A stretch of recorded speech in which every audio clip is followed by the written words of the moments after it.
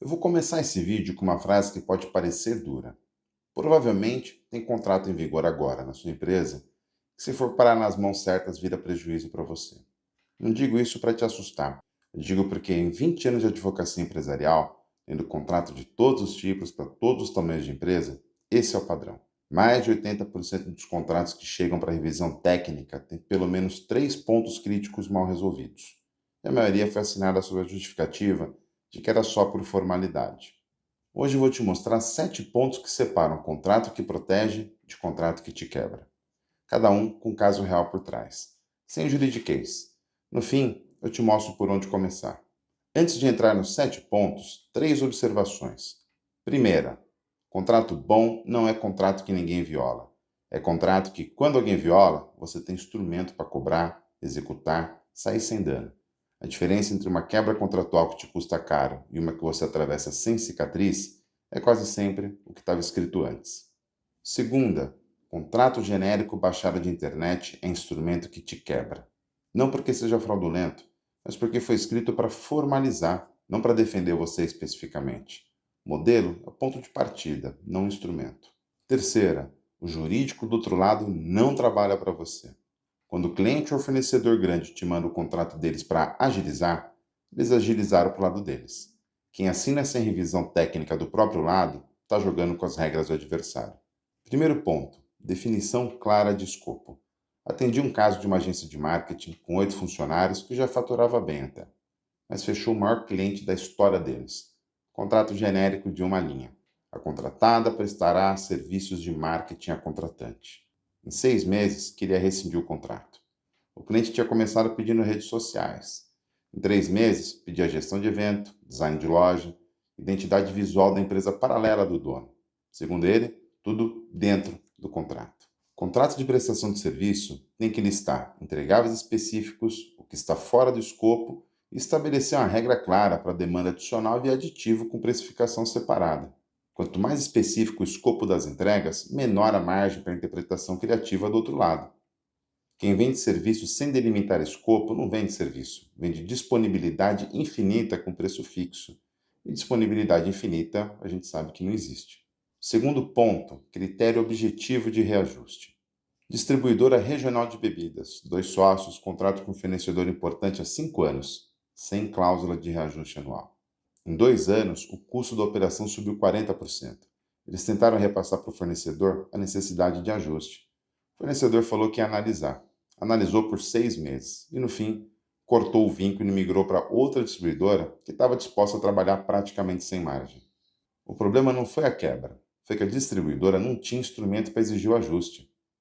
Cláusula de reajuste com índice nomeado, IPCA, GPM, algum índice setorial, e a periodicidade fixa é o que transforma a negociação informal em direito. Sem isso, qualquer ajuste vira um favor pedido, e favor pedido é favor que pode ser negado. Terceiro ponto, foro de eleição. Olha esse caso. Importadora de autopeça com sede em São Paulo fechou um contrato grande com uma revendedora em Manaus. O contrato veio da revendedora. A importadora assinou rápido para não perder a negociação. Foro de eleição, comarca de Manaus. 2 anos depois, calote de 600 mil. Para executar o contrato, a importadora tinha que litigar em Manaus. Advogado local, deslocamento, tempo, custo. O cálculo deu negativo. Saiu mais barato escrever os 600 mil como prejuízo. Foro de eleição parece detalhe, não é. É o que decide se uma execução vai sair do papel ou vai virar contabilidade. Quarto ponto, multa contratual com calibragem real.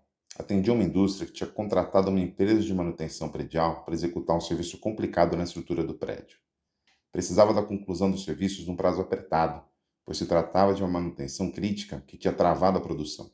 Multa por atraso no contrato? R$ 5.000. O atraso foi de 2 meses. Prejuízo estimado do cliente com esse atraso? R$ 800.000 pela produção paralisada. A empresa de manutenção pagou os 5 mil, o cliente perdeu 800. Para a empresa de manutenção, atrasar valeu a pena. Multa contratual existe para criar um incentivo. Se a multa é menor que o ganho de não cumprir, ela vira licença para descumprir. Multa bem feita é proporcional ao dano efetivo, simétrica entre as partes e suficientemente alta para desencorajar, mas não a ponto de ser inexequível na execução. Quinto ponto, cláusula de rescisão com saída honrosa. Não vou nem entrar em caso aqui, vou direto à lógica. Contrato bom precisa prever 3 cenários: rescisão por mútuo acordo, rescisão unilateral e imotivada com aviso prévio razoável e rescisão por descumprimento com notificação. Cada cenário com regra própria de aviso, indenização e tratamento de obrigações remanescentes. Quem assina contrato sem cláusula clara de rescisão entra num caminho sem porta de saída desenhada. E quando precisar sair, o empresário maduro sabe que vai precisar, mais cedo ou mais tarde, vai sair pela janela. E sair pela janela, em contrato, significa litígio, custo e exposição. Sexto ponto, confidencialidade e não concorrência, especialmente em contrato com prestadores, parceiros e ex-sócios. Veja esse caso que passou pelo escritório. Clínica odontológica de médio porte contratou um dentista parceiro para atender 2 especialidades. Trabalhou 2 anos, construiu base de pacientes e saiu. Em 3 meses, abriu consultório próprio na mesma rua. Levou aproximadamente 60% dos pacientes que atendia.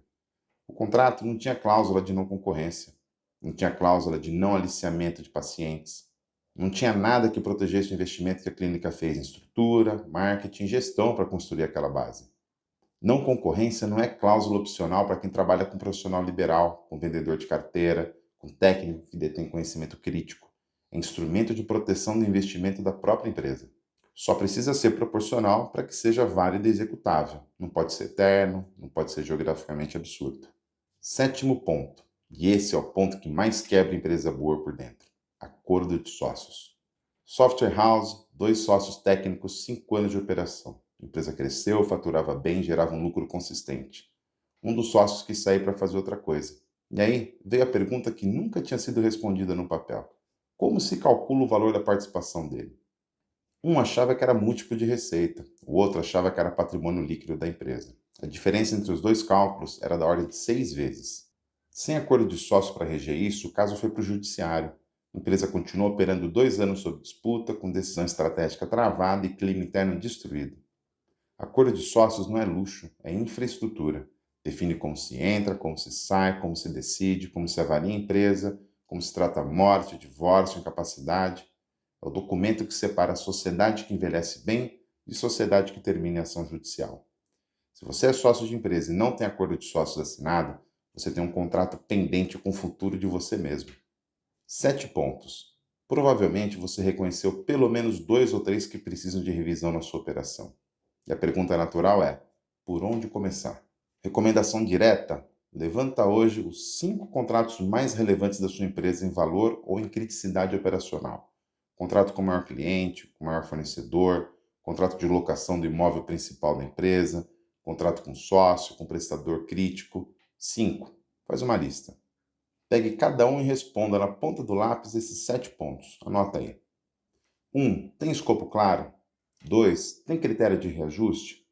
3. Tem foro próximo? 4. Tem multa calibrada?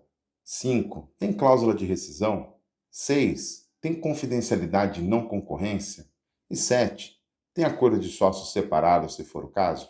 Onde a resposta for não, você tem um ponto exposto. Não é para causar desespero, é só um mapa. Eu construí ao longo dos anos um diagnóstico empresarial que cobre 9 áreas do negócio. Contratos é uma delas. Pilar de proteção, junto com estrutura societária e gestão de riscos. O diagnóstico básico é gratuito.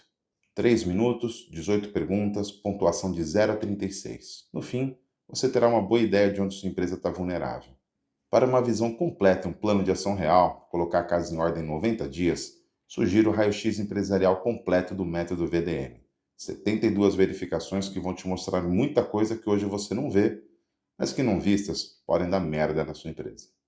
Quem assina o que o outro escreve, joga com as regras do adversário. A diferença, na maioria das vezes, mora em 7 pontos de contrato. Te vejo no próximo.